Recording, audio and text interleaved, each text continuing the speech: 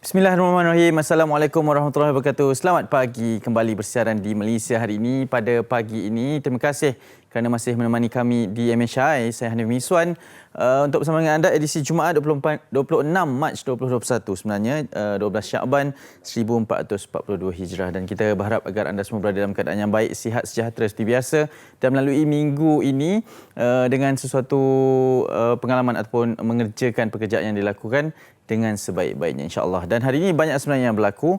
Antaranya adalah hari terakhir SPM juga, hari terakhir persekolahan juga, dan kerana selepas ini akan cuti sekolah lah selama seminggu, dan sebagai tanda di mana sekolah untuk peringkat menengah pula akan dibuka seminggu kemudiannya. Jadi banyak sekali yang akan berlaku, saya percaya, pada penghujung minggu ini.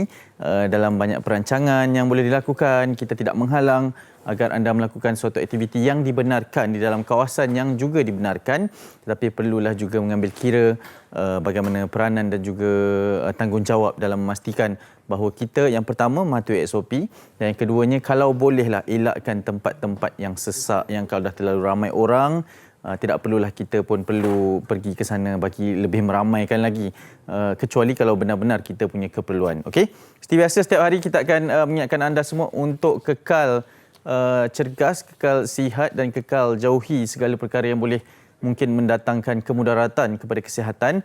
Dan seperti biasa juga ingin saya maklumkan untuk daftar di aplikasi MySejahtera berkenaan dengan program vaksin COVID-19 kebangsaan yang di mana dilaporkan sebentar lagi akan kita perincikan berkenaan dengan proses ataupun pelaksanaan fasa kedua yang dijangka akan dilakukan dengan sedikit awal berbanding daripada tarikh yang ditetapkan. Okey, yang penting pada ketika ini kita daftar terlebih dahulu, dan sedikit pesanan bagi mereka yang mungkin kurang ada akses kepada bagaimana untuk mendaftar di MySejahtera, boleh kita bantu ahli keluarga yang terdekat terlebih dahulu, bantu jiran-jiran tetangga.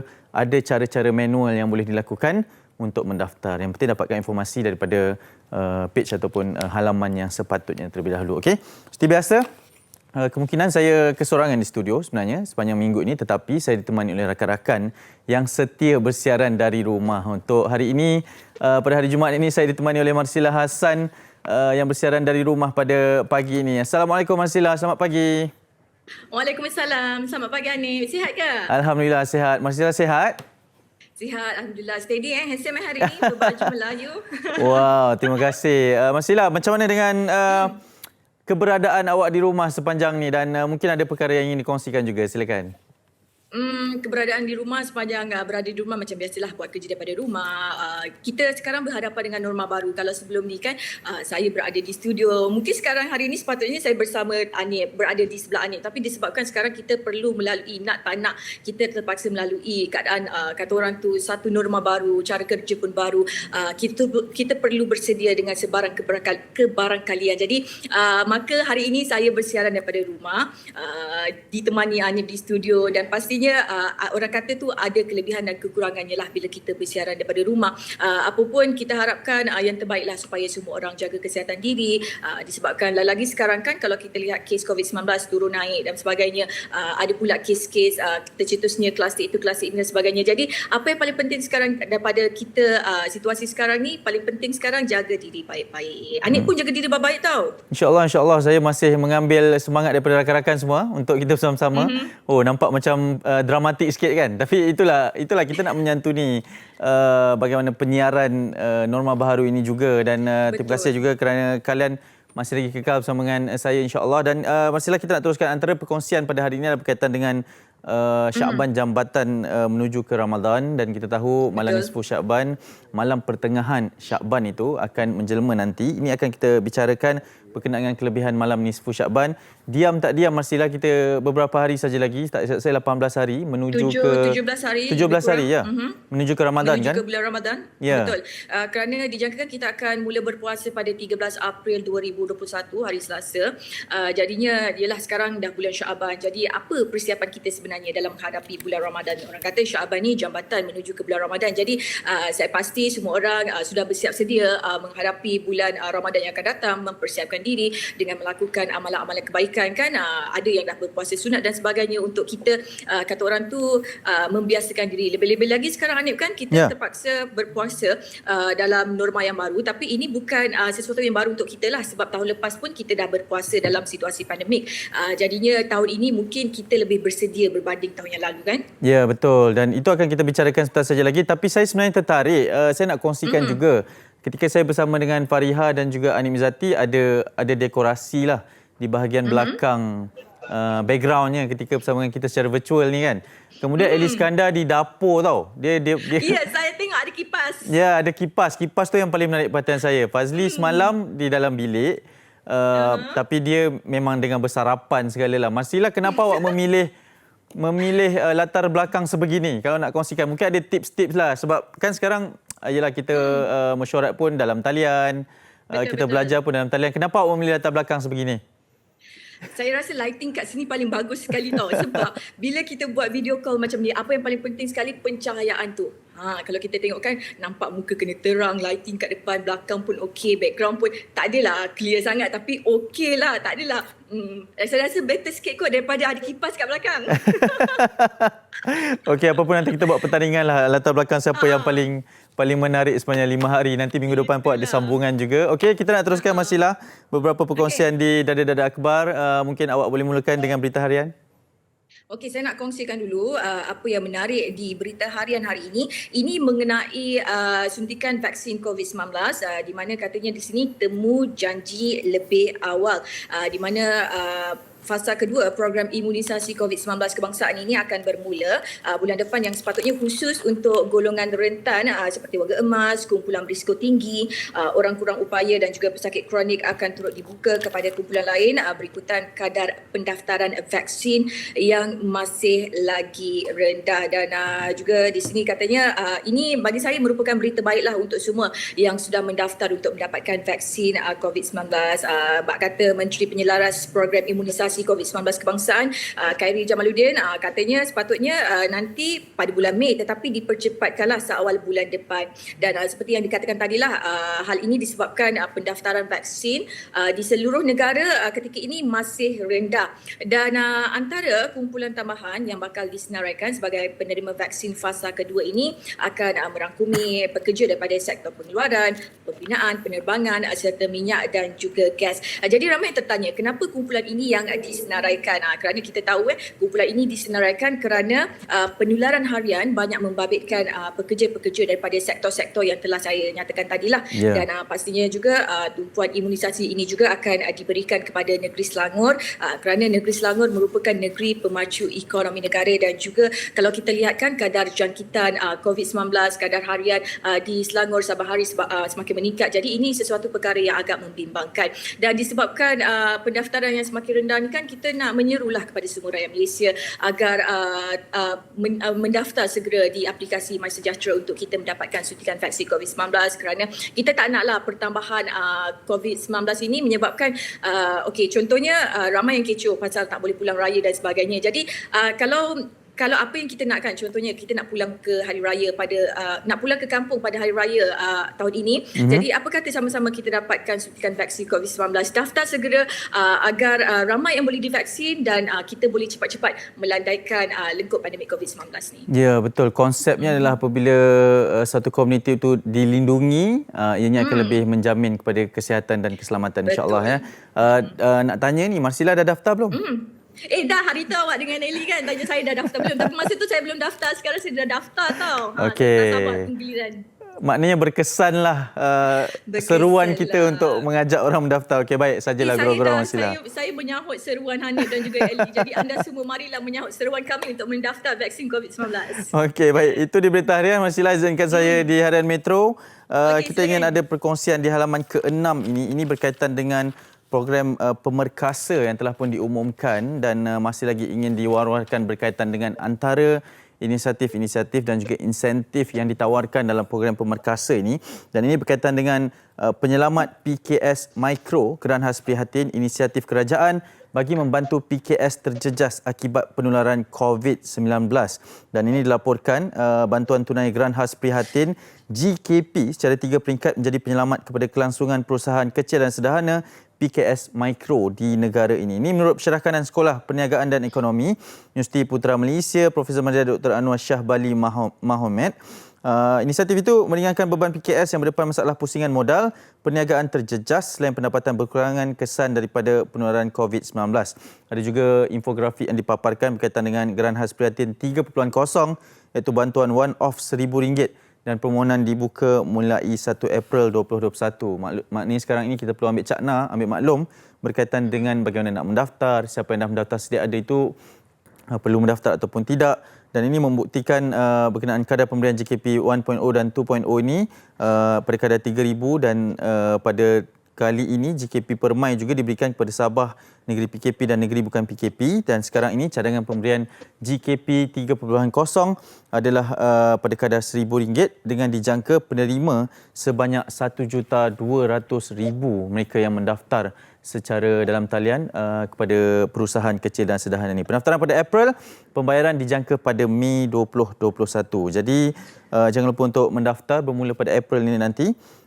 Dan ini adalah inisiatif di bawah pakej bantuan perlindungan ekonomi dan rakyat Malaysia yang membabitkan bantuan kewangan bernilai RM1,000 Malaysia. Jadi ini antara berita-berita baik jugalah yang dikongsikan di dalam pengumuman baru-baru ini, dan kita sebagai rakyat Malaysia, saya percaya perlu prihatin, perlu cakna, perlu fokus kepada jenis-jenis dan kategori-kategori yang kita boleh mohon dalam mendapatkan bantuan-bantuan ini. Mungkin ada yang secara one-off, mungkin ada yang secara berkala. Okey, boleh dapatkan di Harian Metro untuk pembacaan lebih lanjut. Seterusnya, Marsila di NST. Okey, di NST pula ini mengenai Olimpik Tokyo 2020, di mana di sini katanya ray of light at the end of the darkness, kerana kita tahu kan Sukan Olimpik Tokyo ini telah ditangguhkan, di mana katanya di sini sinar cahaya di hujung kegelapan. Larian obor Sukan Olimpik bermula selepas tahun ia tertangguh dengan penyokong tidak dibenarkan untuk menghadiri acara yang berlangsung selama 4 bulan mengelilingi Jepun itu dan tamat pada upacara perasmian 23 Julai depan nanti. Dan menurut Seiko Hashimoto, Ketua Olimpik Tokyo 2020, katanya nyalaan obor itu umpama sinar cahaya di hujung kegelapan.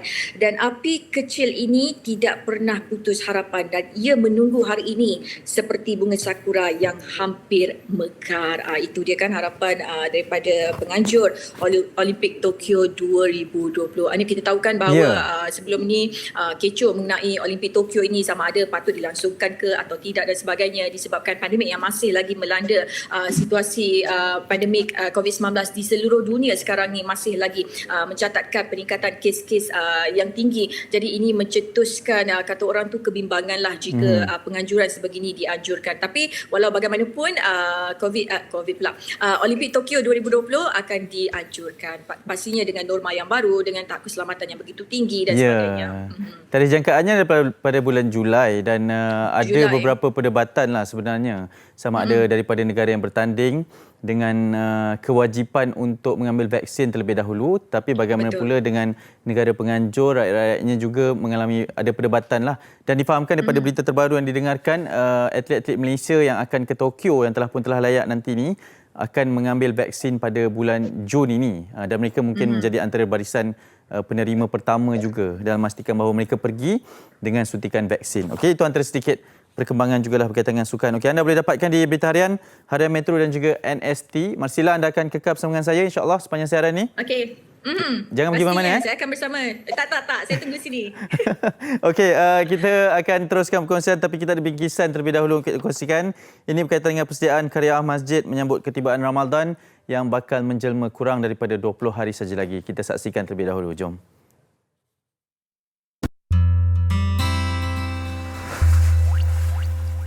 Murad Ahmad, 39 tahun atau mesra disapa Imam Murad, mula menjadi imam sejak 7 tahun lalu.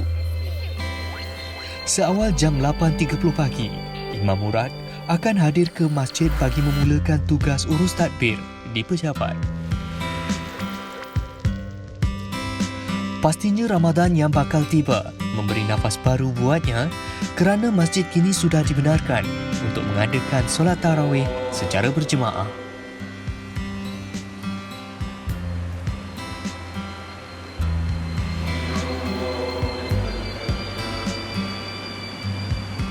Alhamdulillah pada tahun ini kita mengambil peluang, diberi peluang untuk bersama-sama solat tarawih secara berjemaah di masjid.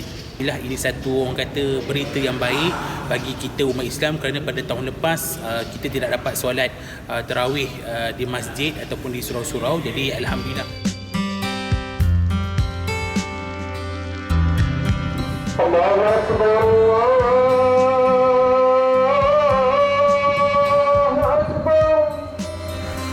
Masjid Cina Negeri Melaka Al-Muttaqin didirikan pada tahun 2014 dan terletak di Kerubung, Melaka. Ciri binaan yang berasaskan tamadun Cina, masjid ini mampu menampung sehingga 2,000 jemaah.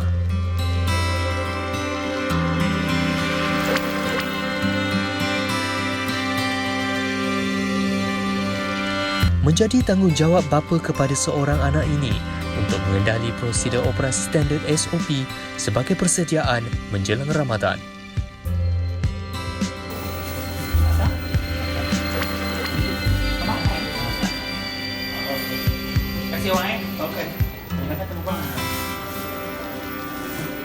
Persediaan pihak masjid sendiri, kita pertama sekali kita akan pandukan para jemaah untuk penjarakan ketika solat ataupun berada di dalam masjid, dan juga dengan SOP yang telah ditetapkan seperti scan MySejahtera, membawa sejadah sendiri. Kita lebih galakkan untuk jemaah membawa sejadah sendiri sebab kapasiti mungkin akan berada di luar masjid, jadi kena bawa sejadah sendirilah untuk keselesaan jemaah.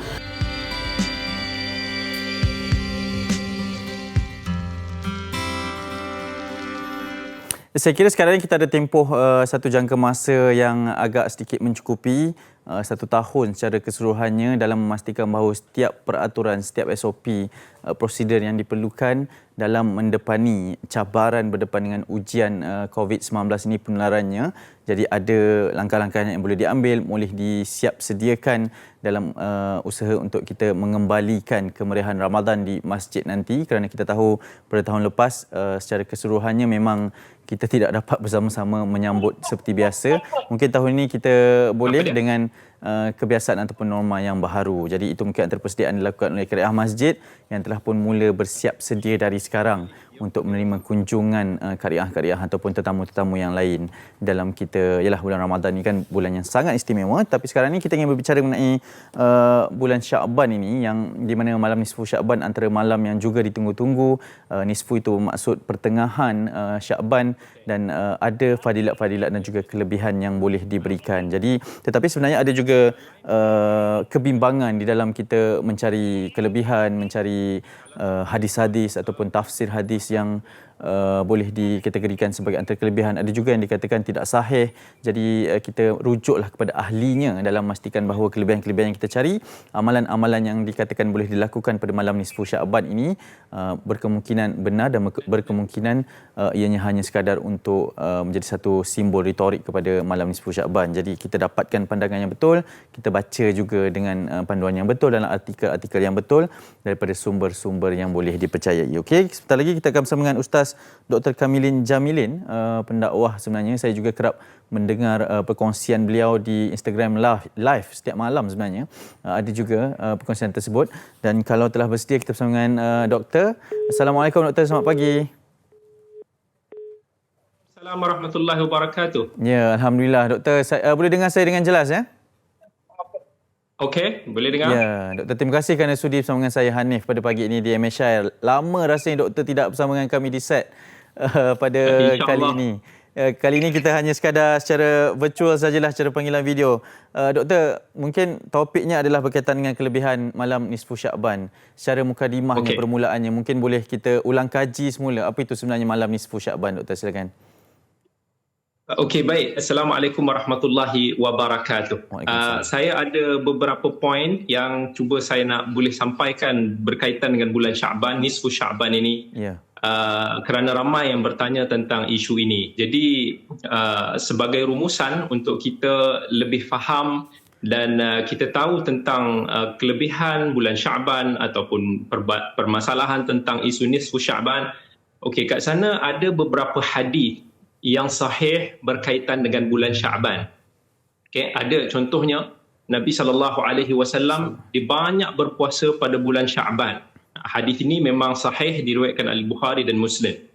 Dan kelebihan berpuasa secara umum pada bulan Sya'ban kerana amalan diangkat pada bulan tersebut. Nabi SAW sebut dalam hadis riwayat Ahmad dan An-Nasa'i bahawa Nabi suka untuk berpuasa pada bulan Sya'ban sebab pada bulan Sya'ban amalan-amalan kita akan diangkat kepada Allah Azza wa Jalla. Kemudian ada beberapa sudut hukum hakam puasa sunat pada bulan Sya'ban. Kemudian ada juga hadis yang berkaitan dengan kelebihan bulan Sya'ban dan nisfu Sya'ban yang tidak sahih, yang tidak benar dan tiada asal. Contohnya satu hadis yang popular disebarkan dalam masyarakat, Sya'ban bulanku. Ataupun hadis lain yang kononnya mengatakan bahawa Allah mengutuskan malam nisfu Sya'ban kepada Jibril. Itu hadis yang tidak benar. Dan kemudian ada hadis kelebihan berpuasa khusus sempena nisfu Sya'ban pun tak ada yang sahih. Maksudnya kalau kita nak puasa pada bulan Sya'ban, okey, sahih. Tetapi spesifik puasa yang khas sempena nisfu Sya'ban tidak sahih. Kalau kita nak berpuasa kerana itu adalah hari-hari putih, Ayyamul Bayd, iaitu hari ke-13, hari ke-14, hari ke-15 dalam Islam, maka itu disunatkan sebab itu sebahagian daripada sunnah Nabi SAW, tetapi dia bukan bersempena dengan nisfu Sya'ban. Kemudian berkaitan dengan nisfu Sya'ban, dekat sana kita tengok ada juga spesifik certain solat khas yang dilakukan sempena nisfu Sya'ban. Contohnya bila orang buat solat nisfu Sya'ban, dia akan solat 100 rakaat. Setiap rakaat dibacakan 10 kali surah Al-Ikhlas. Ini ada diamalkan sebelum ini dan juga di beberapa tempat yang lain. Dan mereka sandarkan ini kepada hadis, tetapi hadis tersebut dinilai palsu oleh ramai para ilmuwan hadis seperti Al-Imam Al-Zahabi, Al-Imam Ibn Al-Jawzi, Al-Hafidh Al-Iraqi, Al-Shawkani dan lain-lain. Dan Al-Imam Al-Tartushi dia sebut bahawa salat ini diwujudkan asalnya pada seorang lelaki daripada Palestin, Nablus, pada kurun ke-5 Hijrah. Dan tak ada pun mana-mana daripada kalangan imam 4 mazhab kita, daripada Abu Hanifah, Al-Imam Malik, Al-Imam Syafi'i, Al-Imam Ahmad dan ulama-ulama hadis lain yang menyokong amalan salat nisfu Sya'ban ini. Kemudian tak ada dalil sahih tentang kelebihan malam nisfu Sya'ban baik daripada hadis Nabi ataupun daripada perbuatan sahabat radhiyallahu anhum. Ada sebuah hadis yang ada sedikit kritikan, hadis riwayat Ibnu Majah, tentang Allah mengampunkan dosa hamba-Nya pada malam nisfu Sya'ban. Hadis tersebut pun tidak menunjukkan sebarang kelebihan signifikan khusus pada malam nisfu Sya'ban, sebab dalam hadis sahihain riwayat Bukhari dan Muslim, setiap malam Allah akan bersedia mengampunkan doa-doa istighfar daripada hamba-Nya yang meminta ampun ataupun berdoa kepadanya, dan ini tidak dikhususkan pada malam nisfu Sya'ban. Jadi sebahagian daripada ahli Syam, dulu ahli Syam ni tempat-tempat di Jordan, di Palestin, daripada kalangan tabi'in dulu, Khalid bin Ma'dan yang dilihat sebagai antara orang yang terawal memuliakan malam nisfu Sya'ban dengan kata-kata dia tambah beberapa kesungguhan lah dalam beramal pada malam nisfu Sya'ban yang disandarkan daripada hadis Nabi Daud alaihi salam, tapi hadis tersebut tidak juga sahih. Maka ramai daripada para ulama yang dulu mereka ini lebih strict macam Imam Malik, Atha' bin Abi Rabah, yang mana mereka ini bertegas, mereka tak mau untuk nak nampakkan satu speciality pada malam nisfu Sya'ban. Yang sahih, kita nak puasa sunat seperti biasa, nak puasa banyak-banyak pada bulan Ramadan, itu yang sahih daripada Nabi SAW, kerana pada bulan Sya'ban dia adalah bulan ataupun satu sistem tahunan yang amalan kita diangkat. Tetapi amalan kita diangkat tidak terhad pada bulan Sya'ban, tetapi juga pada setiap hari, pada setiap hari Isnin dan Khamis.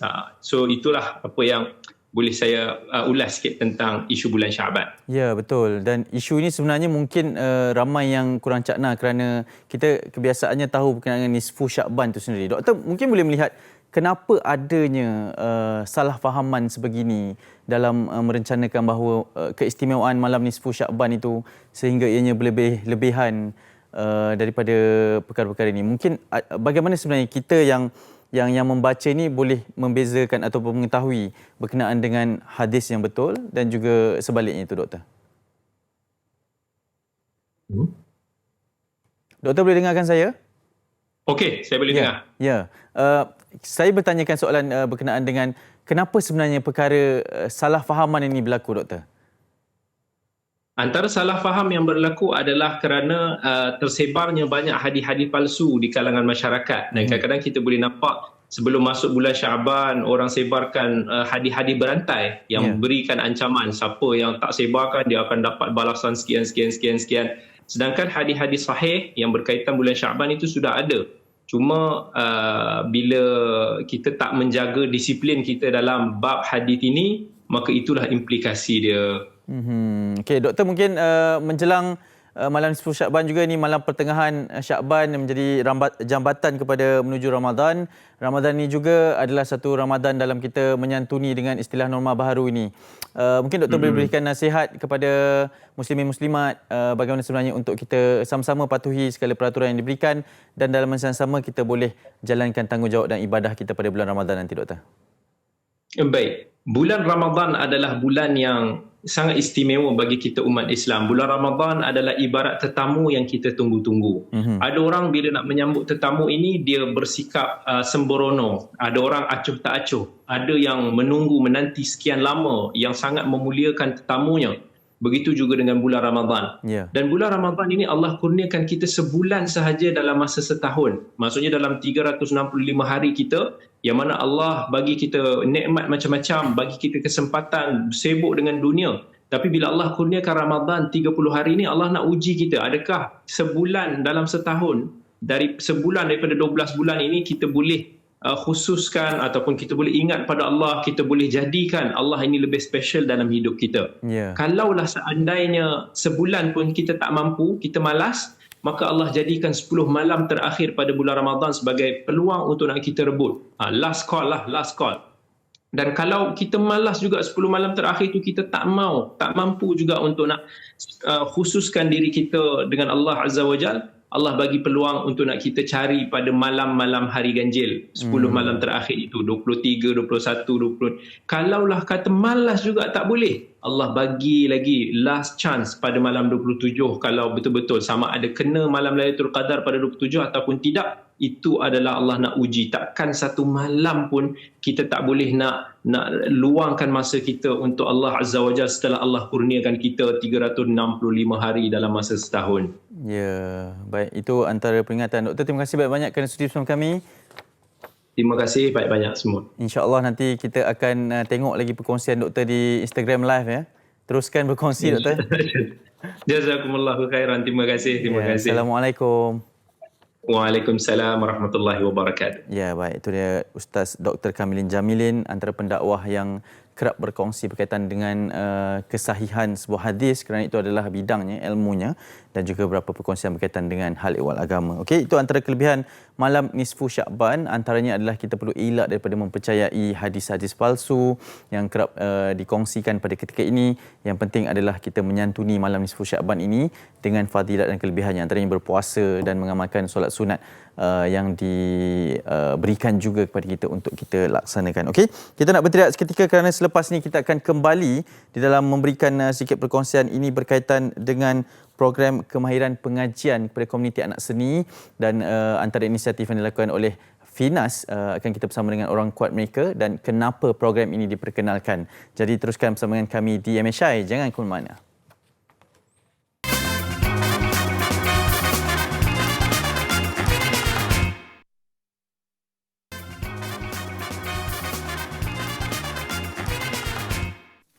Baik, kembali bersama dengan kami di Malaysia hari ini dan terima kasih atas perkongsian anda semua dan juga keprihatinan untuk terus bersama dengan kami sepanjang siaran. Dan ini hari Jumaat, kita juga boleh saksikan secara langsung kembali di FB Live kami di MSI dan boleh juga titipkan komen-komen, mungkin sebarang persoalan, pertanyaan. Kalau berkesempatan, insya-Allah akan kami bacakan dan juga mungkin tanyakan kepada panel-panel seterusnya. Dan sekarang ini kita ingin bawakan kepada anda berkenaan satu lagi inisiatif dari Perbadanan Finas untuk memberikan bantuan sambung belajar kepada ahli-ahlinya, termasuklah bersama dengan ahli keluarga mereka juga dalam usaha untuk merancakkan dan memberikan kemahiran ekstra tambahan kepada mereka ini, golongan anak seni kita, dalam memberikan kelangsungan kepada kejayaan dan juga memacu kehidupan mereka. Antaranya adalah Jurungkali Perbadanan Kemajuan Filem Nasional Malaysia, Finas, menawarkan program pengajian kemahiran komuniti seni prihatin kepada penggiat industri kreatif, termasuklah anak-anak mereka. Dan ini antara projek kolaborasi bersama Yayasan Felda yang dikendalikan Jawatankuasa Hal Ehwal Warga Industri, Kebajikan dan Data Industri Finas, yang untuk meneruskan agenda kebajikan terhadap penggiat industri kreatif yang terjejas akibat penularan COVID-19. Jadi ini mungkin antara inisiatif yang baik juga dalam memberikan nilai tambah kepada penggiat-penggiat seni ini, sebab kita tahu ketika tempoh Perintah Kalangan Pergerakan, ketika pandemik yang hebat melanda dunia dan negara kita terutamanya, banyak sekali aktiviti yang tidak boleh dilakukan dan terlalu ramai yang terkesan. Apatah lagi antara aktiviti-aktiviti yang tidak dibenarkan adalah proses penggambaran dan juga aktiviti-aktiviti seni. Jadi ini antara inisiatif sebagai senjata jugalah dalam memberi persediaan, mensiapsiagakan anak-anak seni kita, termasuklah keluarga mereka, dalam memberi satu lagi dimensi berbeza untuk mereka bersedia sekiranya, kita harapkan tidak, tetapi sekiranya sebarang kemungkinan yang berlaku di masa hadapan. Okey, inisiatif ini sebenarnya adalah gabungan di antara Finas dan juga Yayasan Felda.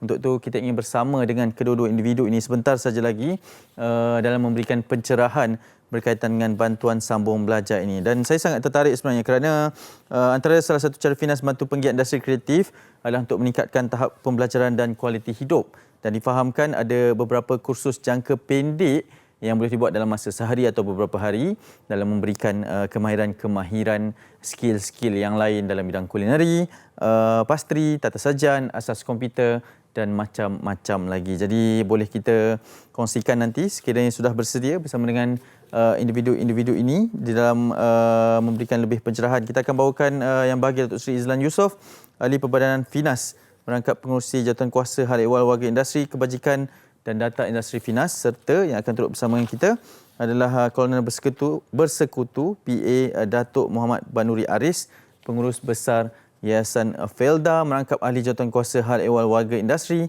Kebajikan dan Data Industri Finas. Kalau dah bersedia, mungkin kita boleh tampilkan tetamu-tetamu kita sebentar saja lagi untuk kita bersama-sama. Dan dimaklumkan masih lagi sedang berusaha untuk mendapatkan mereka sebenarnya. Dan ada beberapa perkongsian. Kalau dah bersedia? Ya, baik. Sebentar saja lagi ada perkongsian berkaitan dengan bantuan sambung belajar untuk industri seni ini, iaitu program pengajian kemahiran komuniti seni prihatin. Mungkin Kolonel Bersekutu PA Datuk Muhammad Banuri Aris telah bersedia. Assalamualaikum, selamat pagi. Assalamualaikum, Datuk Seri Izlan. Ya, kita masih lagi sebenarnya berusaha untuk mendapatkan, maklumlah ni antara untuk kita menyantuni panggilan ataupun interview secara normal baharu ni. Kalau dah bersedia, sekali lagi Datuk Seri Izlan Yusof. Assalamualaikum, selamat pagi. Waalaikumsalam. Apa khabar? Khabar baik, terima kasih. Ya. Terima kasih kerana sudi menjemput kami pagi ini. Ya, baik. Datuk Seri, kita berbicara mengenai antara inisiatif terbaru Finas, iaitu bantuan sambung belajar ataupun program pengajian kemahiran komuniti seni prihatin. Mungkin boleh mengambil kesempatan ini untuk terangkan dengan lebih lanjut antara inisiatif ini. Silakan. Okey, program ini merupakan inisiatif Finas menerusi Jawatankuasa Hal Ehwal Warga Industri, Kebajikan dan Data Industri Finas dengan kerjasama Yayasan Felda, yang mana kita menyediakan ruang dan juga akses pembelajaran kemahiran kepada kepada warga seni kreatif tanah air dan juga kepada anak-anak mereka, ya, Tidak hanya kepada warga sendiri tetapi juga kepada anak-anak mereka yang mahu untuk mengikuti pengajian kemahiran berasaskan pendidikan teknikal dan latihan vokasional. Ya. Apa antara program-program yang disediakan dan kenapa program-program sebegini yang dipilih dalam memberikan nilai tambah kepada ahli-ahli FINAS itu sendiri, Datuk Seri?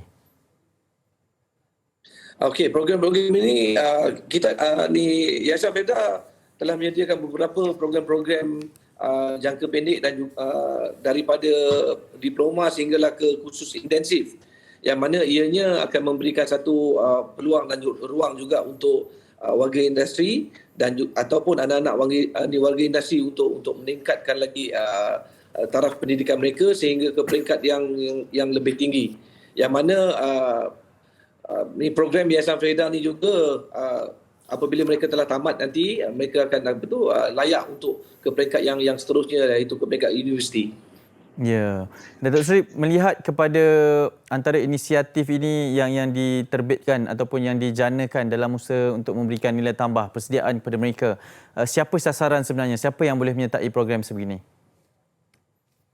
Program ni sebenarnya terbuka kepada warga seni kreatif tanah air dan juga kepada anak-anak mereka yang memenuhi kriteria-kriteria yang telah disediakan oleh pihak Yayasan FEDA yang mana ianya telah dipermudahkan yang sebenar-benarnya. Kerana inisiatif kami adalah untuk memberi ruang dan peluang yang lebih besar kepada mereka-mereka yang mahu meningkatkan mutu pendidikan mereka masing-masing. Ya, betul. Datuk Seri, kita juga ingin bersama dengan yang berbahagia Kolonel Bersekutu PA Datuk Muhammad Banuri Aris, Pengurus Besar Yayasan FELDA, merangkap ahli jawatankuasa hal ehwal warga industri, kebajikan dan data industri FINAS yang bersama dengan kita juga. Assalamualaikum, selamat pagi Datuk. Waalaikumsalam, selamat pagi, apa khabar semua warga MSI? Alhamdulillah, Datuk sihat ya?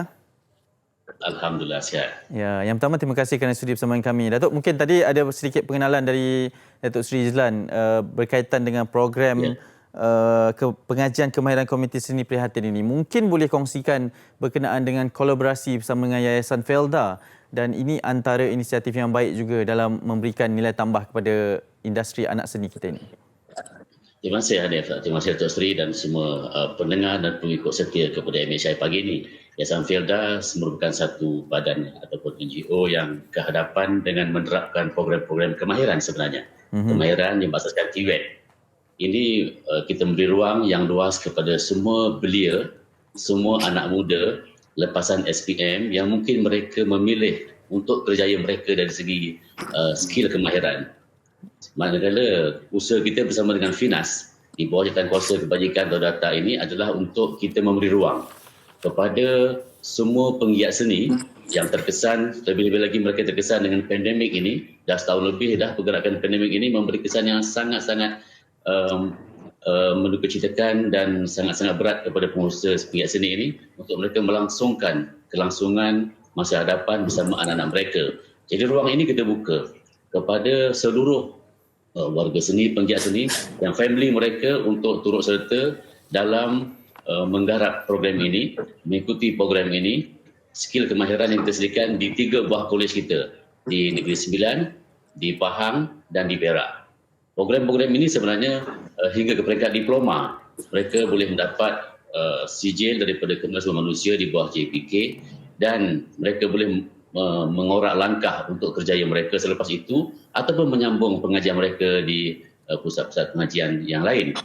Dan untuk itu sebenarnya kita buka ruang ini kepada warga industri melalui FINAS. Jawatankuasa FINAS telah pergi ke hadapan mencari beberapa peluang-peluang untuk kita bantu anak muda ini bagi mendekatkan diri mereka kepada skill kemahiran. Kita beri peluang yang baik. Kita sediakan tempat tinggal, kita sediakan kemudahan makanan, kita sediakan alat bahan pembelajaran dan akhirnya kita hanya perlukan mereka ini turut serta bagi memastikan bahawa mereka adalah belia yang kita akan bantu, belia yang kita akan jadikan mereka petugas-petugas dalam industri yang mereka pilih masing-masing. Banyak kita sediakan sebenarnya di ruang sana. Di Pahang kita ketengahkan program-program hospitality, culinary, pastry event management, banyak lagi di sana. Di Negeri Sembilan kita buka ruang untuk mereka yang ingin belajar mengenai pengurusan pejabat, menjahit pakaian dan juga pengurusan dialisis kita buat di Negeri Sembilan. Manakala di Perak kita kenalkan mereka dengan kemahiran bahasa Inggeris dan juga program-program yang seperti e-commerce ataupun penyediaan video pendek. Ini program baru yang kita ketengahkan supaya belia ini boleh memasarkan diri mereka dan mendapatkan kerja yang baik selepas mereka tamat belajar nanti. Ya. Datuk, kenapa melihat kepada pertambahan nilai program-program dari sudut skill ini, dari sudut bidang-bidang ni berbanding dengan program-program dari sudut teori ni? Kenapa memilih program sebegini, Datuk? Okey, pendekatan hari ini sebenarnya industri memilih mereka yang mampu untuk bersedia bergerak seiring dengan kemahuan industri. Perkembangan digital umpamanya, perkembangan teknologi hari ini, dan kita bersedia untuk menyedia program transformasi supaya belia kita hari ini setanding dengan kehendak industri. Sebab itu satu program yang baru kita ketengahkan mengenai penyediaan video pendek umpamanya yang sangat diminati oleh anak muda hari ini yang akan kita ketengahkan tidak berapa lama lagi di negeri Perak. Dan untuk pengetahuan semua belia-belia di luar sana, terutamanya warga industri ini, SPM dah habis dah minggu lepas ni. Betul. SPM dah habis. Jadi kita pastikan bahawa anak kita yang boleh ke hadapan, kita anjurkan mereka untuk turut serta dan hubungi Finas. Mereka yang warga industri ini hubungi Jawatankuasa Finas ni untuk mereka mendaftar nama untuk kita sertakan dalam program kita, dalam kita menyediakan aktiviti-aktiviti yang berasaskan skill kemahiran TVET. Ya. Baik, ini antara inisiatif yang sangat menarik. Mungkin saya nak kembali kepada Datuk Seri Izlan Yusof sebagai penutupnya berkaitan dengan harapan dari pihak Finas itu sendiri dan harapan dari Datuk Seri sendiri sebagai salah seorang orang industri yang mengetahui kepentingan dan keperluan untuk adanya program kemahiran sebegini. Silakan Datuk Seri.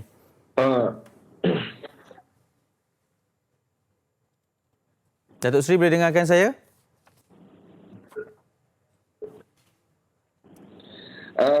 Harapan saya agar warga seni kreatif tanah air, harapan saya warga seni kreatif tanah air ataupun anak mereka ataupun ahli mereka ambillah peluang ini, rebutlah peluang ini kerana ianya julung-julung kali disediakan oleh Finas dengan kerjasama dengan Yayasan Felda. Jadi ianya ada salah satu daripada inisiatif yang bagi saya sangat positif, yang mana kita diberi peluang dan ruang untuk diversify. Sekiranya sebagai contoh, kalau katalah kita ni sebagai kru penerbitan, tetapi dengan adanya senja kemahiran ini mungkin mereka boleh mencambahkan lagi kemahiran mereka ke bidang-bidang yang lain pula, disebabkan pandemik ni COVID-19 yang telah melanda kita lebih daripada 1 tahun, yang mana kita perlu memikirkan option-option lain dan tidak hanya memfokuskan diri kita pada satu bidang saja.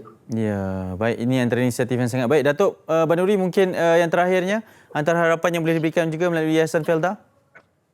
Baik, terima kasih sekali lagi. Kita teruskan dengan program-program lain sebenarnya. Kita ada program jangka pendek, kita ada program yang boleh kita ketengahkan kepada komuniti.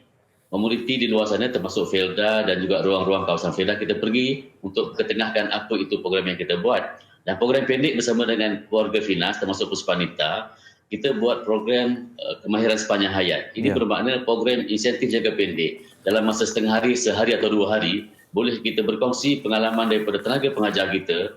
Contohnya, kita ada banyak chef ataupun guru-guru tenaga pengajar kemahiran mengenai culinary, for example. Dia boleh turun ke lapangan berkongsi pengalaman untuk berkongsi kemahiran memasak pelbagai jenis menu, for example, dengan dihadiri oleh komuniti. Jadi perkongsian ini akan boleh ketengahkan kemahiran dan boleh mereka menambah baik skill mereka dalam keluarga contohnya. Ataupun kepada pengusaha catering, kita juga berkongsi pengalaman dengan ilmu kemahiran F&B contohnya, dengan ilmu penganjuran event-event supaya boleh mereka menaikkan lagi taraf perkhidmatan mereka di luar sana dan sekaligus boleh mengukuh ekonomi mereka masing-masing. Jadi inilah pergerakan dari sebahagian aktiviti Yayasan Felda yang kita ke hadapan, yang kita membantu masyarakat komuniti, bukan sahaja masyarakat dalam komuniti Felda, tetapi masyarakat Malaysia yang juga kita turut hampir dengan mereka. Kita rapatkan diri Yayasan Felda dengan mereka dengan kerjasama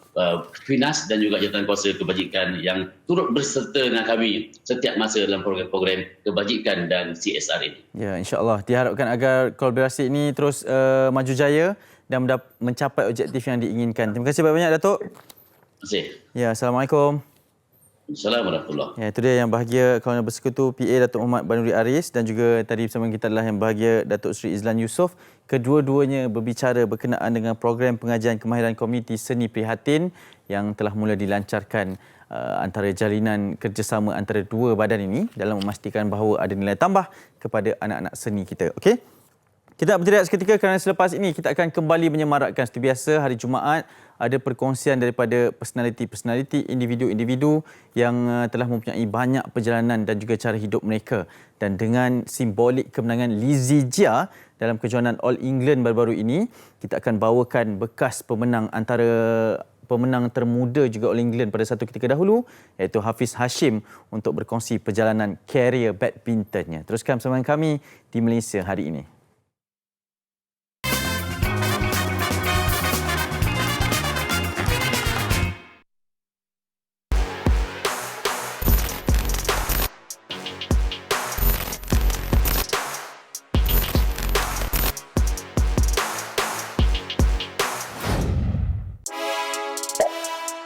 Muhammad Hafiz Hashim atau mesra disapa Hafiz antara nama besar dalam sukan badminton tanah air. Berasal dari Kota Baru, Kelantan, beliau merupakan pemain badminton terkemuka disegani ramai. Minat mendalam dalam sukan badminton sejak berusia 7 tahun, sokongan keluarga adalah tonggak utama kejayaannya. 1982, they have always reached at Lebih 12 pencapaian telah dimenangi Hafiz seperti Sukan Commonwealth 2002, Terbuka All England 2003 dan Terbuka Switzerland 2005 sejak kariernya bermula pada tahun 1999.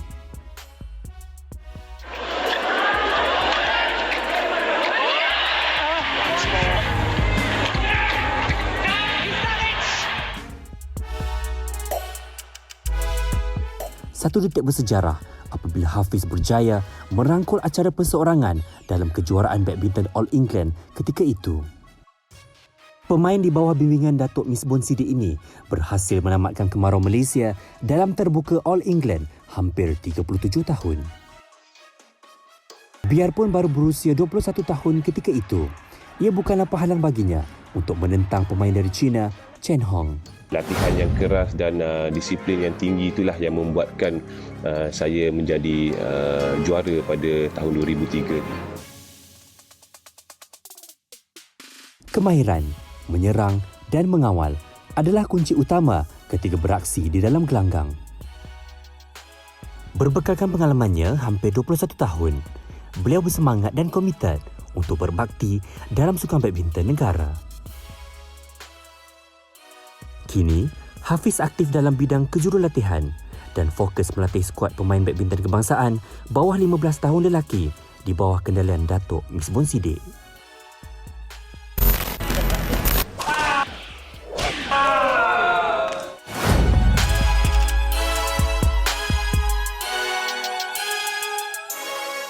Okey, kembali bersama dengan kami di Malaysia hari ini. Itu sedikit pengenalan berkaitan dengan tetamu kita yang berikutnya untuk kita berikan perkongsian pengalaman secara peribadi. Apatah lagi sekarang ini dalam sukan arena badminton telah kembali disemarakkan dengan kemenangan terbaru Lizzie Jia. Dan kejayaan ini sebenarnya 18 tahun yang lalu telah pun dimenangi oleh individu ini. Dan lebih menarik, beliau sebenarnya telah menamatkan kemarau kemenangan All England selama 37 tahun. Barulah Malaysia kembali mengukir nama sebagai pemenang kejohanan antara kejohanan badminton tertua di dunia itu dan kemudian Hafiz Hashim memenangi kejuaraan tersebut. Untuk itu kita sangat berbesar hati untuk bersama dengan Hafiz Hashim bersama dengan kami secara panggilan video sahaja pada pagi ini dan juga akan ditemani oleh Marsila juga untuk kita sama-sama merangka ataupun melihat perjalanan badminton Hafiz Hashim. Assalamualaikum, selamat pagi Hafiz. Waalaikumsalam warahmatullahi. Ya, apa khabar? Khabar baik, terima kasih. Yang pertama, terima kasih kerana sudi bersama dengan kami. Saya juga ditemani oleh rakan setugas Marsila sebentar saja lagi. Hafiz, mungkin permulaannya kita nak tahu kan, mungkin awak pun dah bagikan pandangan sebelum ini, tapi di Malaysia hari ini kita nak tahu apa pandangan awak berkenaan dengan kemenangan Lizzie Jia baru-baru ini. Pada pandangan saya memang satu keputusan yang membanggakan lah, terutamanya kepada negara kita lah, Malaysia, sebab Zia dapat merangkul kejuaraan All England, di mana satu kejuaraan ataupun satu kejohanan yang rata-rata pemain handalan dunia memang ingin merebut untuk mencapai kejayaan kat situ lah. Ya, baik. Okey, kita nak bersama juga Marsila ada untuk sesi temu bual ni. Marsila, silakan kalau ada soalan kepada Hafiz Hashim, sebab saya difahamkan awak memang minat betul dengan Hafiz ni. Janganlah, kandalah. Ni apalah. Okay. Hafiz, kalau kita lihat kan kemenangan yang dirangkul oleh Lizzie Jia baru ni kan, saya pasti sikit sebanyak Hafiz akan teringat kembali kemenangan pada 2003 sebagai juara All England. Sebab seperti yang Anip katakan tadi, kemarau 37 tahun All England, akhirnya Hafiz berjaya menoktahkan kemarau tersebut. Jadi perasaannya ketika itu bagaimana? Gembira itu sudah pasti, dan sedikit cabaran kan mungkin ada, mungkin Hafiz nak kongsikan kepada kami di sini. Memang pada awalnya memang ialah masa tu saya masih muda, pada usia 21 tahun. So pada awalnya memang persiapan tu memang latihan tu tidak terjurus hanya kepada kejohanan All England. Banyak kejohanan yang saya persiapkan diri untuk banyak kejohanan lah. Tetapi kejohanan yang paling terdekat pada masa itu ialah All England. Dan pada ketika itu memang saya tahu rata-rata pemain, terutamanya pemain daripada Malaysia, contohnya seperti Datuk Misbah Siddiq sendiri, Rashid Siddiq, dan Ong Wee Hock, pemain-pemain yang lama lah. So mereka telah mencuba untuk merangkul kejuaraan, dan tetapi ramai yang gagal ada yang gagal di pentas final. Dan pada saya pada ketika itu memang cabaran tinggilah, kerana saya memang ingin menjuarai kejohanan All England, tetapi banyak cabaran yang harus ditempuhi lah, kerana apa yang pasti saya berdepan dengan pemain-pemain handalan dunia. Dan pada ketika itu kedudukan ranking saya pada nombor 33. Kalau ikutkan bukan seorang pemain pilihan lah. 33 dan nombor 33 dunia pada ketika itu. Dan akhirnya saya berjaya melangkah ke final dan bertemu dengan Cheng Hong dari China, iaitu juara bertahan, dan juga pada ketika itu dia pemain nombor 1 dunia lah. Dan sudah tentu pilihan kejuaraan sudah tentu berpihak kepada dia. Tetapi pada ketika itu memang kita tahu, memang saya tahu pada ketika itu kejuaraan ini dimenangi, last kali dimenangi pada tahun 1966. Ya, betul. Dan ini salah satu cabaran lah, kerana ramai pemain-pemain Malaysia yang cuba untuk menang tetapi gagal. Dan ialah pada ketika itu saya dah melangkah ke final, dan satu-satunya peluang pada peringkat akhir, dan bagi saya apa yang saya bercakap pada diri saya sendirilah, final dah memang last lah.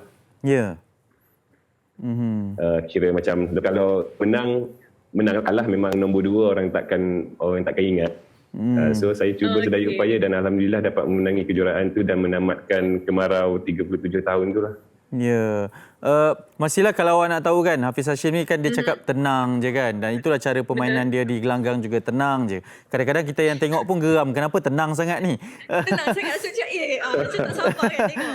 Hafiz, saya nak tanya, sebab awak membuka perbualan ni tadi dengan berkata berkenaan dengan ianya All England, kejuaraan All England, antara impian untuk pemain-pemain badminton nak menang kan. Kenapa? Apa istimewanya All England ni? Sebab kita tahu bila awak menang, awak diraikan dengan sangat hebat. Datuk Lee Chong Wei menang 4 kali, juga diraikan setiap kali menang. Lizzie Jia diangkat sebagai hero. Kenapa istimewanya All England ni? Sebenarnya All England ni salah satu kejohanan yang paling berprestij di dalam kalender BWF lah. So kejohanan All England ni telah dipertandingkan selama lebih daripada 100 tahun. Dan kalau ikutkan kejohanan yang paling tertua lah dalam sukan badminton, dan ini satu-satunya kejohanan yang seperti tenis. Dia paling besar ialah Wimbledon. Wimbledon, betul.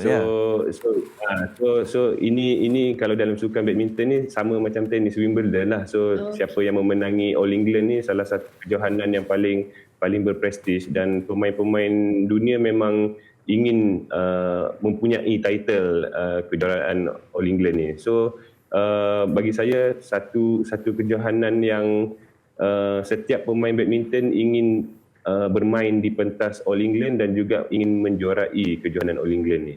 Maknanya All England tu adalah idaman untuk setiap pemain badminton seluruh dunia lah.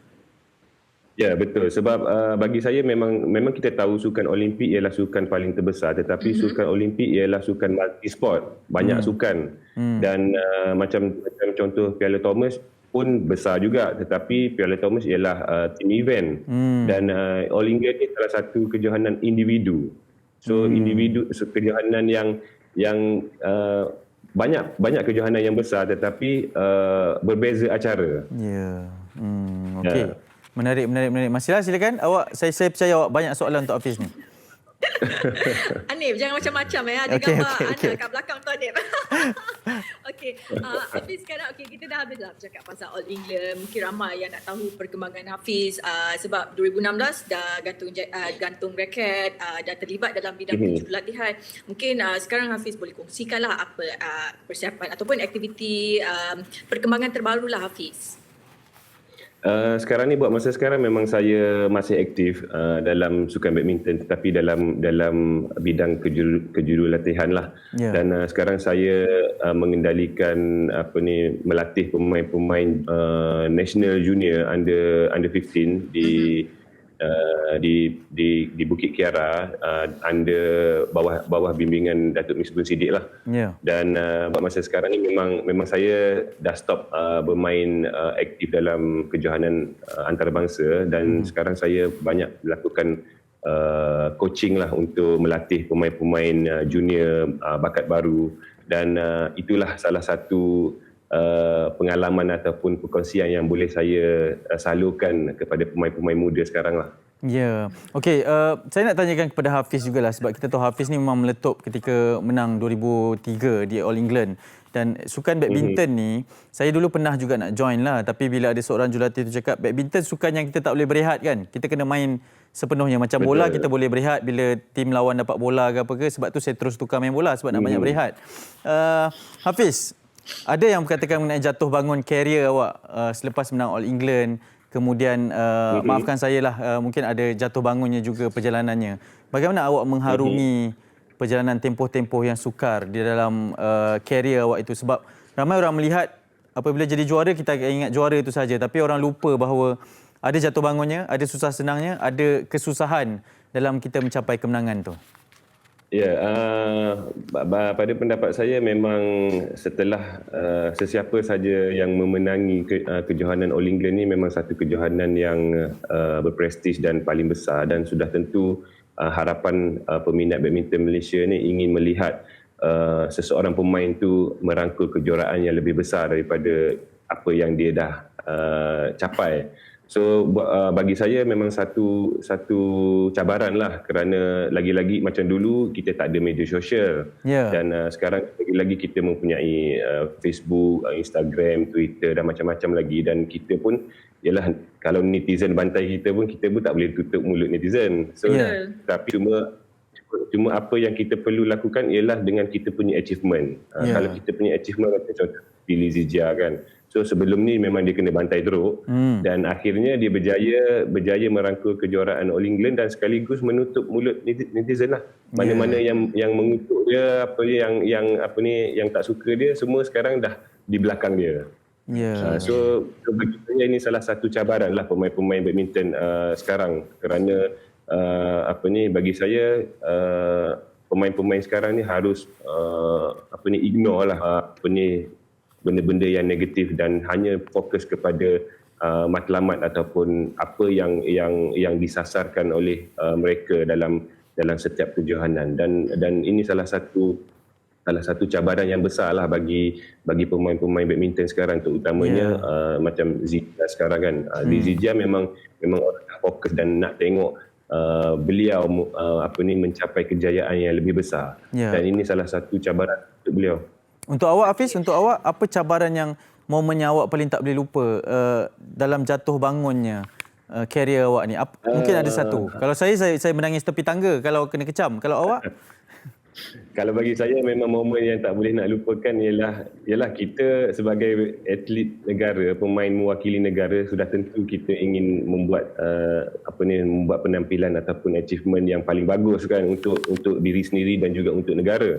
Dan yang momen yang paling tak boleh lupakan memang latihan lah, persiapan untuk kita mengharungi satu-satu kejohanan. Persiapan tu memang bukan jangka masa pendek. Persiapan tu memenatkan dan jangka masa panjang, dan yang paling tak boleh lupa bila kita dah berusaha bersungguh-sungguh dan akhirnya kita kalah ke Sarawak ni. Itu masukan nak terima ya. Masihlah silakan. Mungkin ramai yang tak tahu kan, orang melihat kepada kemenangan pada tahun 2003 itu All England, satu anugerah yang begitu gah, begitu berprestij, tapi orang tak tahu perjerih kat belakang perjalanan tu daripada perjalanan menuju ke kemenangan All England tu. Ada tak lagi yang patut Hafiz kongsikan? Mungkin itu boleh memberikan motivasi ataupun semangat buat pemain-pemain badminton yang ada sekarang.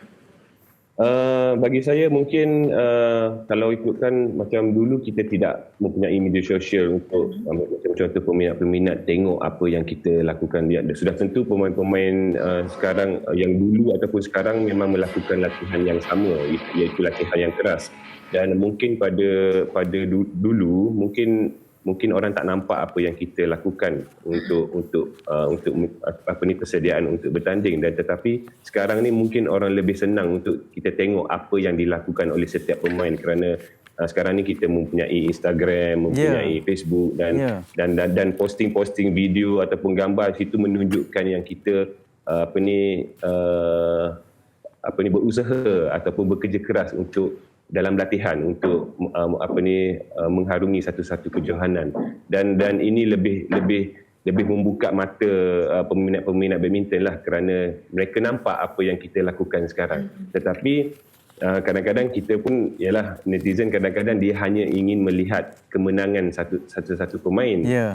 So dia tak tahu apa kerja sebenarnya, apa latihan hari-hari. Kita bangun pukul 5.30 pagi, pukul 6 pagi, dan seharian tu kita hanya melakukan latihan. So demi untuk mengharumkan nama negara lah pada setiap kejohanan yang kita bermain. Okey. Masihlah kita dah nak habis dah dengan Hafiz Hashim ni. Mungkin awak boleh tinggalkan beliau dengan ucap terima kasih. Saya bagi peluang lah ni, Masihlah.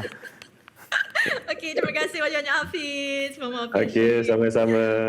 Terima kasih juga. Sama-sama. Alah, Anip ni begitu memahami lah. Hafiz, terima kasih banyak sudi bersama kami atas perkongsian ini. Assalamualaikum. Sama-sama. Waalaikumsalam warahmatullahi. Sukar kan Masihlah untuk menjadi seorang juara, tapi lagi sukar sebenarnya untuk mengekalkan kejuaraan tersebut kan? Betul, itu yang paling penting, kerana setiap apa yang kita lakukan itu menjadi perhatian setiap lapisan. Adakah kita perlu mengekalkan momentum itu bagaimana? Adakah jika prestasi merundum itu pula bagaimana perlu kita berhadapan dengan situasi tersebut, dan bagaimana caranya kan untuk kita handle situasi itu. Jadi apa pun, terima kasih banyaklah kita ucapkan kepada Hafiz tadi kerana meluangkan masa bersama kami di MHI, dan juga ucapan maju jaya lah untuk Hafiz. Ya, betul. Banyak sukar sebenarnya kita nak dapatkan Hafiz ni. Jadi kita nak teruskan perkongsian.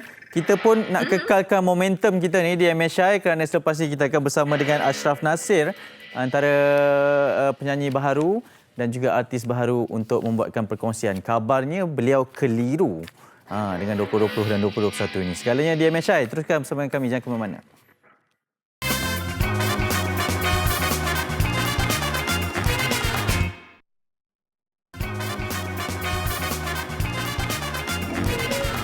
Saya juga keliru melihat musik video tersebut, memang betul-betul mengelirukan ini.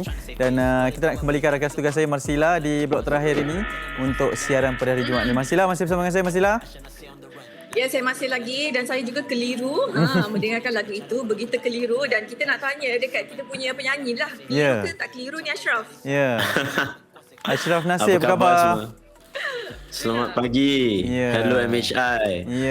Okey Ashraf, kita lihat video klip tadi, mungkin terlebih dahulu awak boleh memperkenalkan secara rasmi dalam industri hiburan ini. Siapa sebenarnya Ashraf Nasir ni? Siapakah sebenarnya Ashraf Nasir ni? Yeah. Okay, baiklah, apa khabar semua? Nama saya Ashraf Nasir. Saya adalah seorang rapper dan juga penulis lirik di dalam bidang ni selama 4 tahun dan kini saya bersama dengan Universal Music Malaysia. Ya. Okey, tadi lagu Keliru kan? Okey, apa yang keliru sebenarnya? Kami berdua dah terkeliru sangat dah ni. Mas Ila kalau keliru jangan buat main. Nanti habis dia kelirukan semua orang. Okey, sebenarnya apa keliru itu?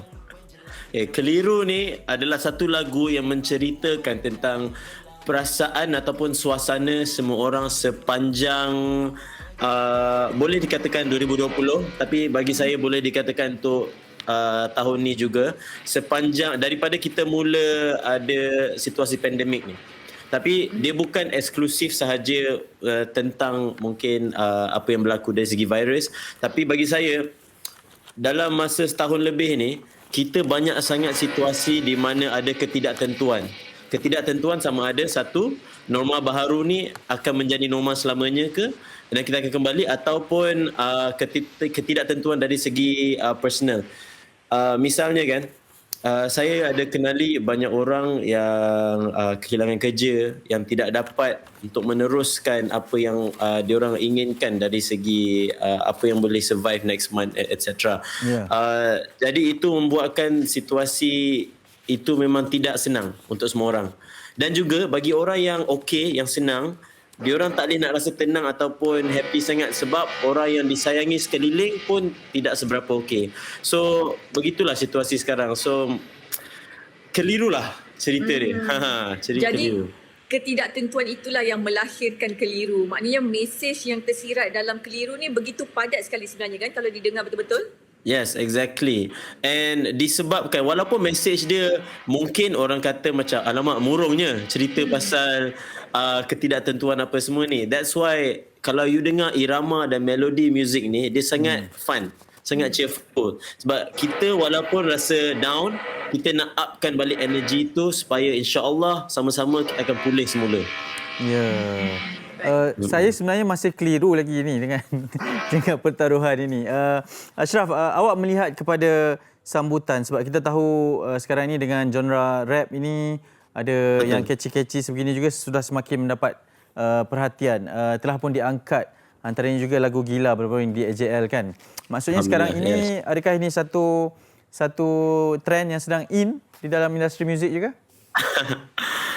Bagi saya maybe bukan trend lah. Bagi saya ini adalah satu stepping stone ataupun satu penyedaran kepada banyak pendengar-pendengar di mana lagu hip hop ataupun penyanyi rap ni boleh dikenali dengan lebih.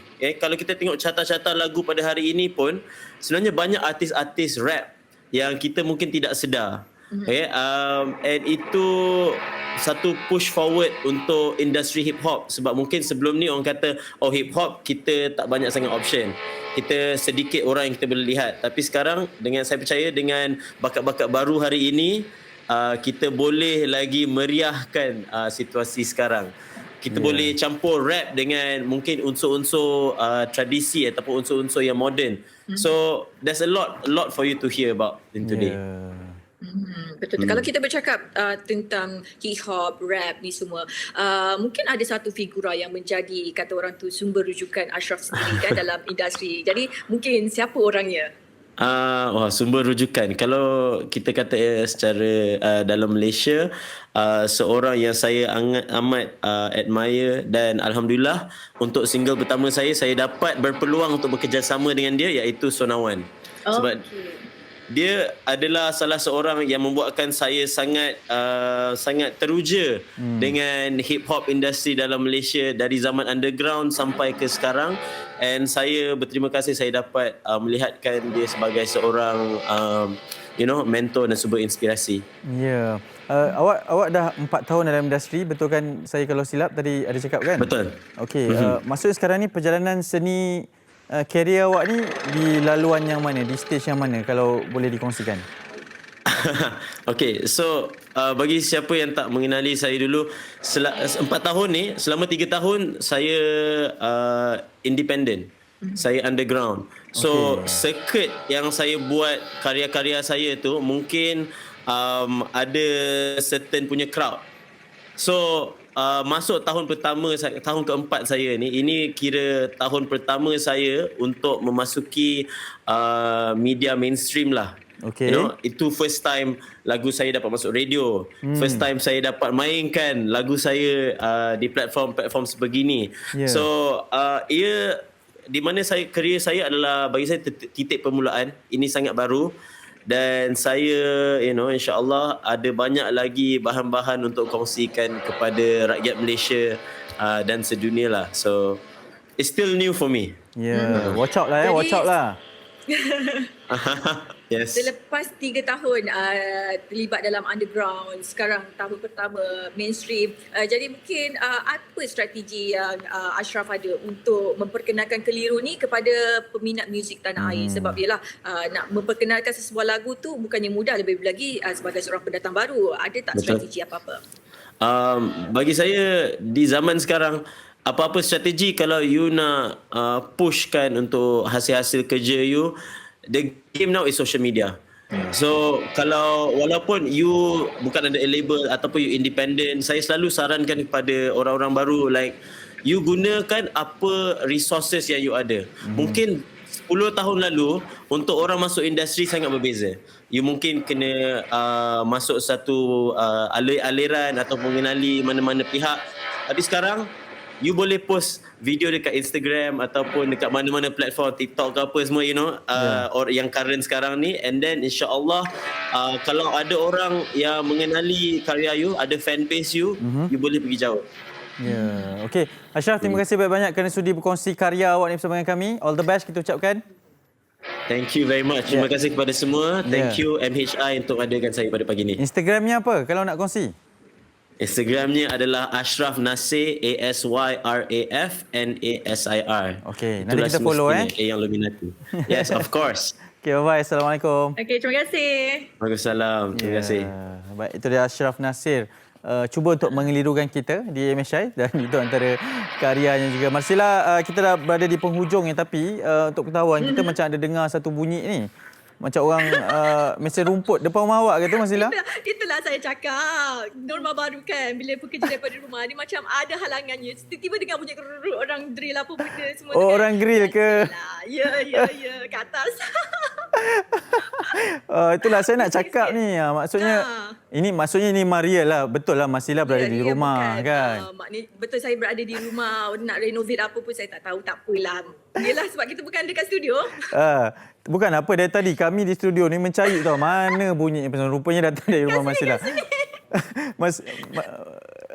Marsila mungkin boleh berikan kata-kata terakhir sebelum kita berpisah ni, silakan. Ayolah, saya inilah situasi yang tak nak kita perlu hadapi kan. Semua orang perlu bersedia dengan situasi norma baru ni. Apa yang penting untuk kita membiasakan diri dengan perkara-perkara sebegini, itu sudah pasti. Dan saya harapkan Anip di studio jaga diri baik-baik dan semua orang jaga diri baik-baik.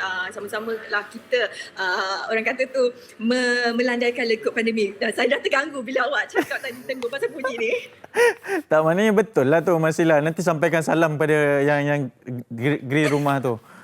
Maklumlah di pagi-pagi hari dah buat kerja. Marsila, terima kasih, jaga diri juga. InsyaAllah kalian akan kembali bersiaran bermula minggu hadapan kan? InsyaAllah. Ya, dan betul. Minggu hadapan lah giliran untuk saya berehat pula. Kita jumpa nanti insyaAllah. Marsila, jaga diri. Bye-bye. Okey, bye-bye. Assalamualaikum. Ya, baik, itu dia rakan-rakan tugas kita. Dan ini mungkin antara norma baru dalam penyiaran juga dan menunjukkan bagaimana sebenarnya bersiaran dari rumah sebenarnya adalah sesuatu yang boleh dilakukan dalam mendepani pelbagai cabaran. Sebenarnya betul lebih sukar dari rumah, bekerja dari rumah daripada bekerja di tempat kebiasaan dan rutin kita bekerja. Kita dah berada di penghujung siaran. Terima kasih banyak-banyak sepanjang siaran seminggu ini untuk kita bersama di MHI. Jaga diri dan yang penting jaga kesihatan. Jangan lupa daftar di aplikasi MySejahtera. Jumpa lagi minggu hadapan dan yang lebih penting adalah giliran bekas sahabat kami untuk mengambil alih di sini dan untuk bersama-sama dalam mendepani cabaran penyiaran di norma baharu ini. Kita jumpa lagi. Saya Hanif Miswan mewakili seluruh tenaga kerja produksi MHI. Kita jumpa lagi. Bye-bye. Assalamualaikum.